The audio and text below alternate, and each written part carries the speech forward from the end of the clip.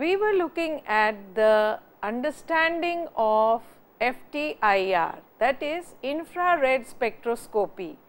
And once we understand the working of IR, how do we then go on to understand the interpretation of the graph or the spectrum which is generated by the IR machine?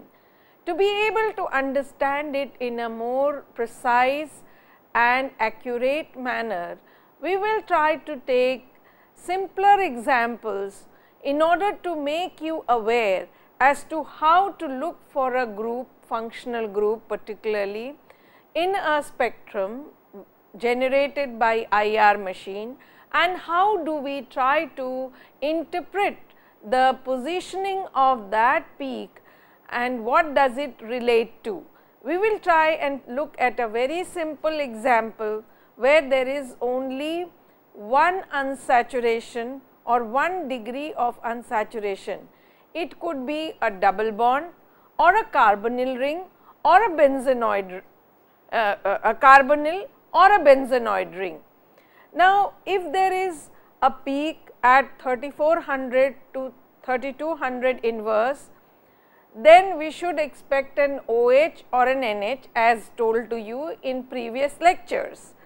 But since the spectrum does not show the presence of a peak in the region of 3400 to 3200 centimeter inverse, it means that OH and NH are absent.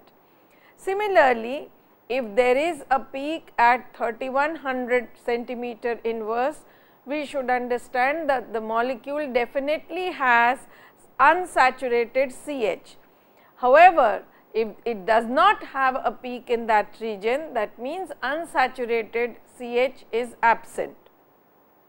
A strong peak appearing at 2900 centimeter inverse means that there is an indication that there is a saturated CH bond. If there is a peak appearing between 2400 to 2200 centimeter inverse or at 2200 inverse centimeter inverse, it shows that there has to be an unsymmetrical triple bond, either carbon nitrogen triple bond or carbon carbon triple bond. If there is a peak at 1700 region, particularly in this case I have taken a peak at 1710 centimeter and shows a very strong peak, it goes to understand that there is the presence of carbonyl group, that is C double bond O. A peak appearing at 1610 centimeter inverse and is suggestive that there is a carbon carbon double bond.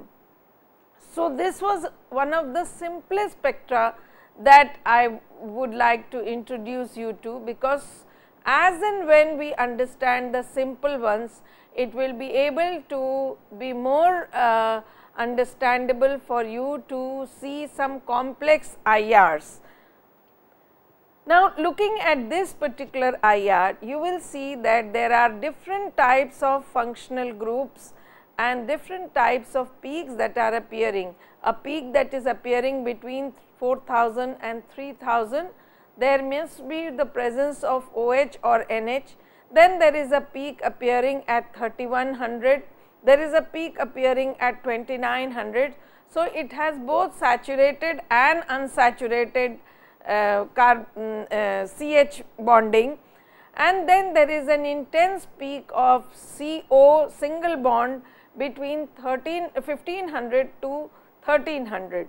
So, these are indicatives of some of the functional groups that may be present. We do not try to look at the fingerprint region because it is very complicated. Just the way our fingerprints are very different, similarly the fingerprint region of different molecules is bound to be different. Now, taking an example of a little more complicated system where there is 4 degrees of unsaturation, that means it may either have 4 double bonds or 4 carbonyl groups or 4 different types of aromatic rings.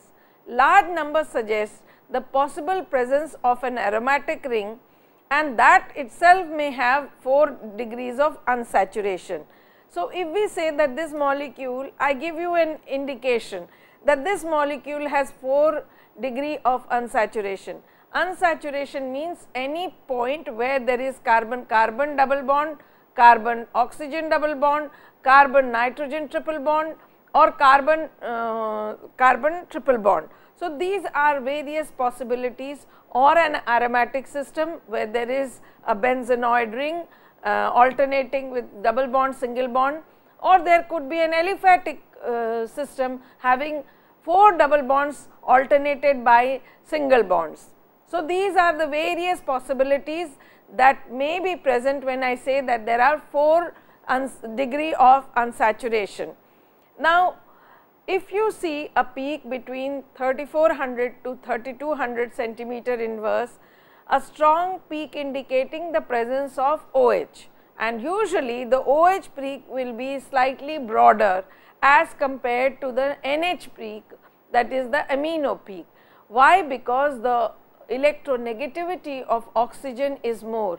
So, there is a tendency of hydrogen bonding, and that is why the peak does not appear as sharp peak, but as a broad peak.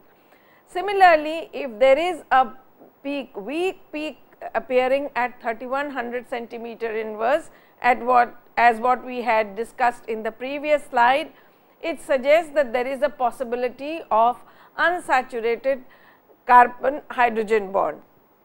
Similarly, if there is another weak peak at 2900 centimeter inverse, it indicates the possibility of saturated carbon hydrogen bond. But if there is no peak appearing at 2200 centimeter inverse, it means that there is no unsymmetrical triple bond, neither carbon nitrogen triple bond nor carbon carbon triple bond. A peak not appearing in the region of 1700, that means 1720 there is no peak. So, there is no carbonyl in that compound. So, definitely out of that 4 degree of unsaturation, carbonyl is ruled out. 1450 to 1500 centimeter inverse, if there are moderate absorbance band consistent with aromatic carbon-carbon double bond, the spectrum seems to be consistent with an alcohol containing both single and double bonds. The large number of degree of unsaturation suggests the presence of an aromatic ring. So, if this is the situation, it is an indication that the 4 unsaturation are coming from an aromatic ring, because 3 are coming within the ring and 1 must be outside the ring, and then there is the presence of a strong OH bond. So, what does it go to prove? That it may be some kind of an aromatic alcohol which has another outside the ring some bit of 1 degree of unsaturation. Now, coming to a most advanced infrared spectroscopic method, which is called as Fourier Transform infrared spectroscopy, I would like to spend a little more time on this, because the machines that are used in today's analytical laboratories are all FTIRs. The IRs are now obsolete. So, what is so special about the Fourier Transform infrared? Obviously, it is an advancement over the previous machines. The previous machine was simply a monochromatic beam entering the sample, and then one by one it was the wavelengths were being changed and the functional groups were being identified. As a result, the spectrum that was obtained was a very crude spectrum, but when this new technique was adapted, many wavelengths were incident at the same time, and the spectrum that were generated by these different wavelengths was superimposed, so that a very sharp peak spectrum could be obtained from this spectroscopic method. Fourier Transform infrared spectroscopy. This is a family of spectroscopic techniques in which the sample is irradiated by all relevant wavelengths simultaneously in a short period of time. The absorbance spectrum is obtained by applying a mathematical analysis to the resulting energy pattern. So, what it is done, within the machine there is a possibility to superimpose these different spectra, and the energies being similar. This is possible because their energy patterns are very similar, and the outcome is totally superimposable. So, we go on superimposing and it takes very short time. That is also a beauty of this Fourier transform, that it not only enhances the speed of analysis, but it also increases the sharpness in the peaks of the spectrum, and that is why it is a more advanced level of IR. Coming to another technique of IR, which is in today's world of analysis a big boon. Why? Because it can analyze many samples which are not readily analyzed by FTIR because of the sample preparation problem. Now, as I told you that in the sample preparation there are three methods.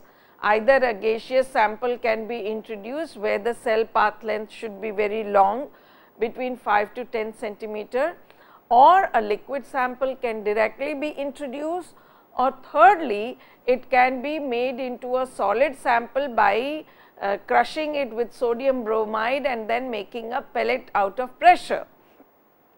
But if these three methods are not acceptable or are not possible to be adapted for a sample preparation, how do we analyze that? Say for example, if there is a sample of polymer, how does one analyze a polymer directly on IR? It is impossible because it will not crush onto the KBR, it will not form a pellet, it can neither be dissolved and made into a liquid sample and leave alone the gaseous state. So, for such a sample there was an introduction of yet another method, and this is a very well accepted and very important method in the recent past that has been invented for IR spectroscopic method. Internal reflection spectrometry or attenuated total reflectance infrared, ATR-IR is the name of this new technique. Attenuated total reflectance spectrometry can provide valuable information related to the chemical structure of separation membranes. Mid-IR spectra are obtained by pressing small pieces of membrane against an internal reflection element, that is IRE. There is a material, special material which is called internal reflection element, and that material mostly comprises of zinc selenide ZnSe or germanium Ge. So, it is the beauty that because of the use of these two, either of these two compounds, zinc selenide or germanium, it is possible that IR radiation is focused onto the end of the internal reflection element, that is IRE, and the light enters the IRE and reflects down the length of the crystal. So, what it does? It first comes and gets incident on the IRE, that is the internal reflection material element. At each interval reflection, at each internal reflection, the IR radiation actually penetrates a short distance, that is 1 mm into the surface, from the surface of the IRE into the polymer membrane. It is this unique physical phenomena that enables one to obtain infrared of samples placed in contact with the IRE. So, you see that the sample need not go through any sample preparation method. Only thing is a thin film of that material is made to sit on top of the IRE crystal, and when the light, IR light, is incident on this, it penetrates through the sample, reaches the internal reflection element, and then you will see how the action takes place. Now, you see that the infrared light is incident, and here on the top is the sample sitting, and because of the germanium crystal or zinc selenide crystal, there is an internal reflection that is taking place, and finally, it is transmitted out. So, this provides an internal kind of penetration of up to 1 mm into the sample, and that is possible because these are highly transmitting materials, and that is the beauty of attenuated total reflectance method or ATR method. ATR FTIR, infrared film analysis, a method based on infrared spectroscopy in the mode of attenuated total reflectance Fourier Transform Infrared Spectroscopy. We call it ATR FTIR, is demonstrated as a novel analytical method for monitoring enzymatic activity on surface attached substrate films in the mid infrared region, that is between 4000 to 400 centimeter inverse. The ATR FTIR technique is sensitive to molecules within a distance of approximately 1 micrometer from the ATR sampling unit surface. A 7 centimeter square hydrophobic zinc selenide crystal is kept.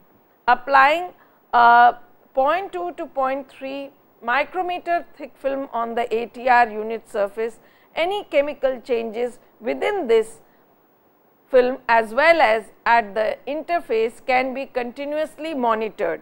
So, you see that the ATR has a zinc selenide or germanium film or crystal which is hydrophobic, and it is just 7 centimeter square kind of area occupying surface, and it has a thickness of 1 micrometer, and on top of that the sample is applied, and the sample film thickness is 0.2 to 0.3 micrometer, and that is why it is able to penetrate into the sample. Infrared film analysis is considered specially useful for studying detergent enzymes which act on the surface bound films consisting of food components like vegetable oils, that is the triglycerides, and the carbohydrates, that is the starch. Experimental data are presented for hydrolysis of a triacylglycerol film, that is the triolene, by the use of triacylglycerol lipase, that is an enzyme which is cutinase, and starch film degraded by the use of an alpha amylase. So, when studies have to be made on enzymatic digestion of some of these biotic material, it is a very good method, because in the process of hydrolysis there is lot of water. Now, when there is water in the sample, as I mentioned to you, the KBr pellet will dissolve. So, it has to be a very hygroscopic condition, that means there should be no moisture when IR samples are being run. Why? Because if the sample has OH and if the medium also has OH, it will be impossible to diagnose whether the OH peak is coming from the sample or whether it is coming from the sample preparation method. That is why even the zinc selenide and the germanium crystals are taken as very hygroscopic. So, there is no possibility of any OH peak coming from the sample preparation or sample keeping zone. Attenuated total reflection infrared, that is ATR IR. Attenuated total reflection IR spectroscopy is used for analysis of the surface of material. It is also suitable for characterization of materials which are neither too thick or too strong absorbing to be analyzed by transmission spectroscopy. Now, it is to be understood that where is the necessity to use ATR-IR and when to use only simple FT-IR, because this becomes a big problem. What to use, when to use?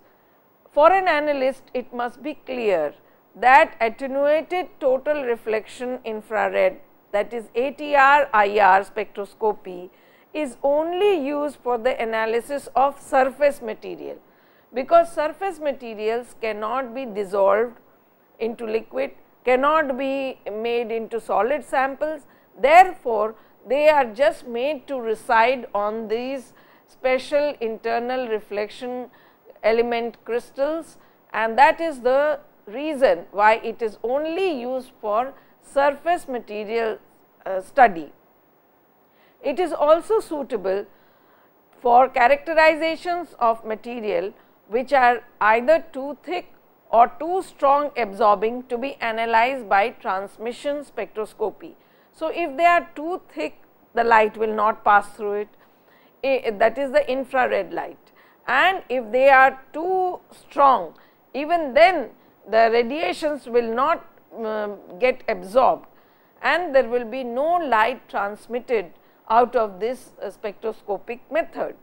For the bulk material or thick film, no sample preparation is required for ATR analysis. As what I emphasize, that the beauty of this ATR-IR is that there is no sample preparation. You can just take the polymeric film and place it on the internal reflection element, that is the IRE, and then start the analysis.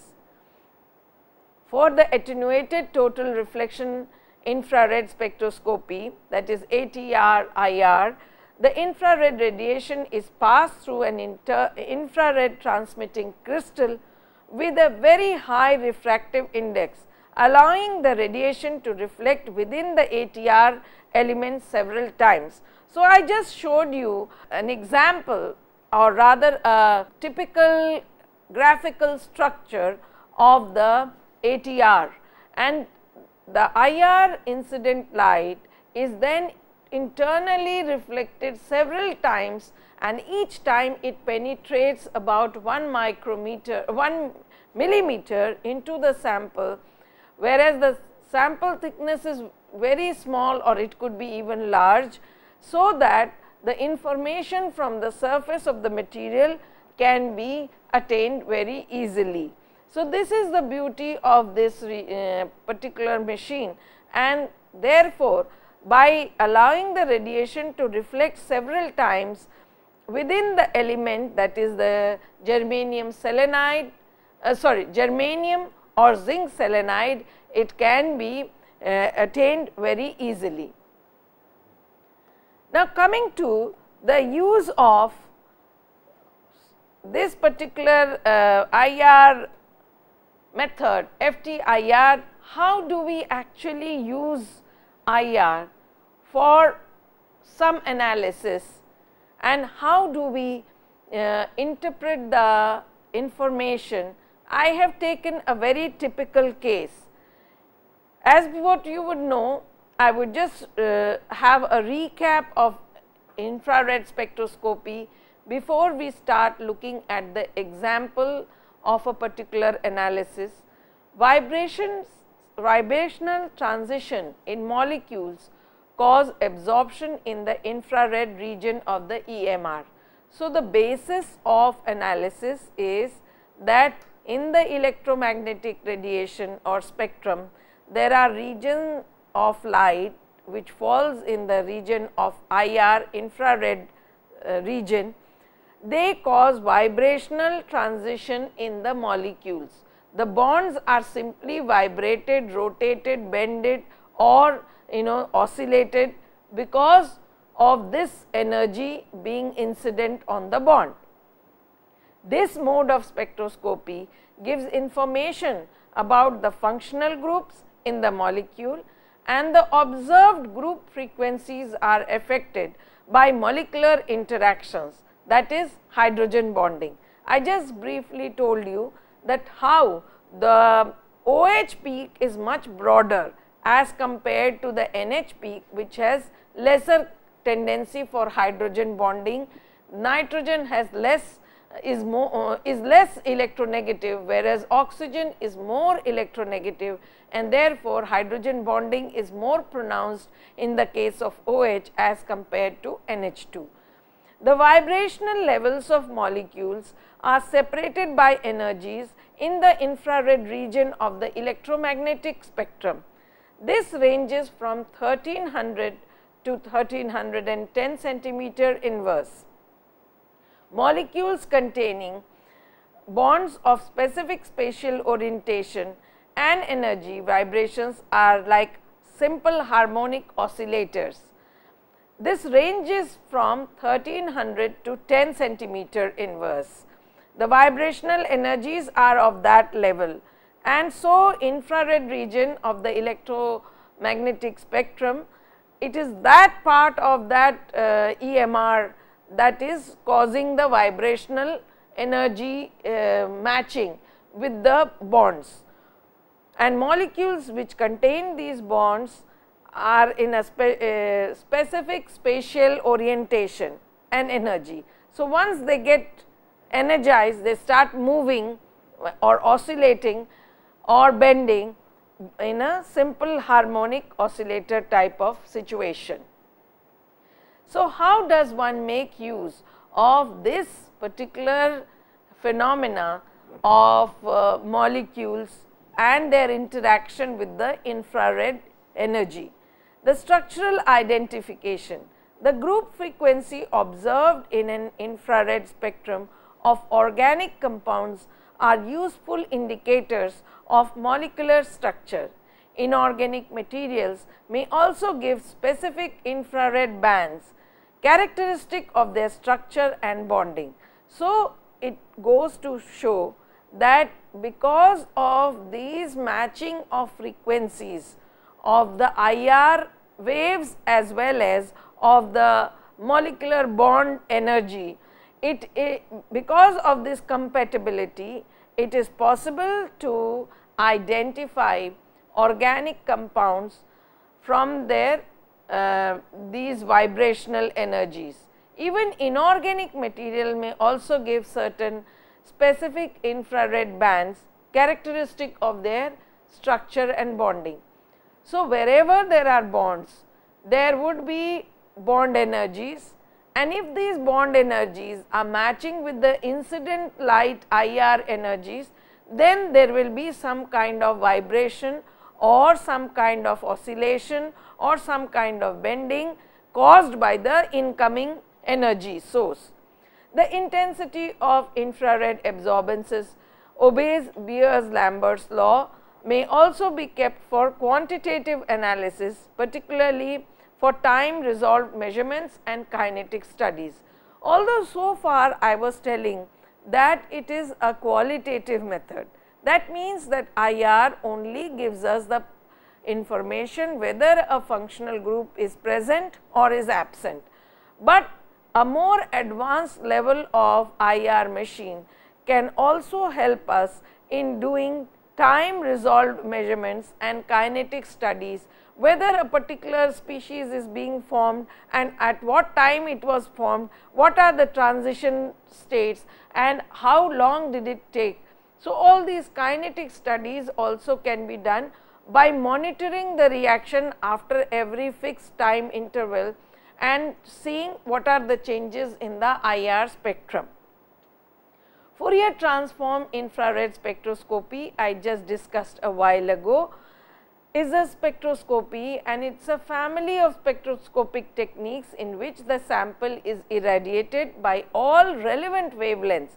That means, whatever are the wavelengths related to OH, NH, CO are all made to be incident simultaneously in a short period of time, and that generates lots of spectra which are superimposed, and by mathematical analysis of the resulting energy pattern one gets very sharp infrared spectrum. What happens in spectrophotometer? Now, how does the machine work? How does it look like? A spectrophotometer is employed to measure the amount of light that a sample absorbs. The light instrument operates by passing a beam of light through a sample and measuring the intensity of light reaching the detector. As what I told in the case of UV or IR, we always have two lights passing, one through the sample and one going without the sample, and the change in the intensities, that means the one which does not hold the sample will remain unaffected. The incident light and the transmitted light will remain one and the same. But in the case of sample, and if the sample is having bonds, and if the bonds have the same kind of energy compatibility, they will get excited. That means a part of incident light will be absorbed by the molecule to do these little vibrational activity, and the incident light will subsequently be smaller in its intensity. So, that is the overall overview of what happens in a spectrophotometer. But the way it has been designed is that the instrument operates by passing a beam of light through a sample and measuring the intensity of light reaching the detector. The beam of light consists of stream of photons. When a photon encounters an analyte molecule, the analyte is the molecule being studied. There is a chance that the analyte will absorb the photon if they are of the compatible energies. If the energies are different, suppose if we have a saturated compound and we are showing IR and it is not exciting the bonds, then what will happen? We will only have CH, saturated CH. There is no functional group, there is no unsaturation, there is no acetylenic bond, there is no nitrile. Then what will happen? The spectrum will have very few peaks. This absorption reduces the number of photons in the beam of light, thereby reducing the intensity of the light beam which is coming out of the sample chamber. So, the transmitted light will always have a lower intensity as compared to the incident light if a part of light has been absorbed. IR, infrared spectroscopy, deals with the interaction between a molecule and radiation from the IR region of the electromagnetic spectrum, which is in the region of 4000 to 400 centimeter inverse. The centimeter inverse unit is the wave number scale and is given by 1 upon wavelength in centimeter. The IR radiation causes the excitation of the vibrations of the covalent bonds within that molecule. So, this is like a recap. We are trying to remember what are the salient features of IR. IR machine, it only excites or is related to the interaction between a molecule and the bonds in a molecule and the radiation which is coming from the IR region of the electromagnetic spectrum, and it is always expressed in centimeter inverse, which is the unit for expressing IR, and it is the wave number scale. So, it is not expressed in wavelength as what we express in UV. So, it has to be kept in mind that what is the unit, what are the functionalities, and what is the information that we get. And when the molecule actually gets excited, the vibrations of the covalent bonds are what matter and what create a peak. These vibrations include the stretching and bending modes. So, because of this incident light, the bond which was sitting or oscillating in a very slow manner gets excited and start bending and vibrating in a higher manner. The IR spectrum shows the energy absorption as one scan the IR region of the EM spectrum. In an example, the IR spectrum of butanol is shown below. In general terms, it is convenient to split an IR spectrum into two regions. I told you the functional group region, which ranges from 4000 to 1000 centimeter inverse, and the region which is below 1000 centimeter inverse is known as the fingerprint region. So, if we look at this particular IR, this is a IR of butanol, this is the region of the functional group region and this is the fingerprint region, and you see there is a very intense carbonyl stretching which is showing at 1710 or rather 1730, and that is from the aldehydic group of butanol. Butanol is butyraldehyde. Points that needs to be remembered when we are studying IR. Most of the information that is used to interpret IR spectrum is obtained from the functional group region. That means, we want to, if we want to get any information about functional group, we must look at IR, whether a particular functional group like OH, NH2, carbonyl, acetylenic bond and nitrile bond, ethylenic bond are present or not. In practice, it is the polar covalent bonds that are IR active. This particular point is very important to remember, that unless and until the molecule has a dipole moment or the bond has a kind of a delta positive and a delta negative, it means that the molecule will not be IR active. Or in other words, if we have to say that molecules which are IR active must have polar covalent bond. What does the word polar covalent bond means? Covalent bond means equal sharing, but when the electronegativities of the adjoining atoms which are participating in the covalent bond are not the same, then there is a creation of delta positive and delta negative. That means, they are not completely polarized, but there is a partial, on one side the bond will be more tilted than the other side, and that is what we called as polar covalent bond. So, the mandatory factor for IR sensitivity of a bond is that it should have a polar covalent bond. In organic molecules, these polar covalent bonds are represented as functional groups. So, it is this functional group, OH is a functional group, NH2 is a functional group.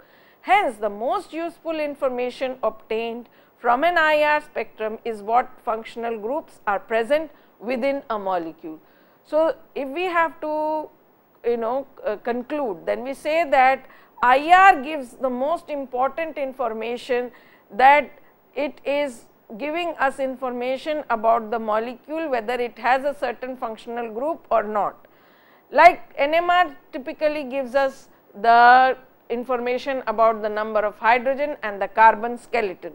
Remember that some functional groups can be viewed as combination of different bond types. For example, an ester CO2R contains CO and C double bond O and C single bond O, and both are typically seen as IR of the ester. So, in the fingerprint region, the spectrum tends to be more complex and much harder to assign. So, we restrict our study only to the functional group region, because we need to get only the information of functional groups in a molecule.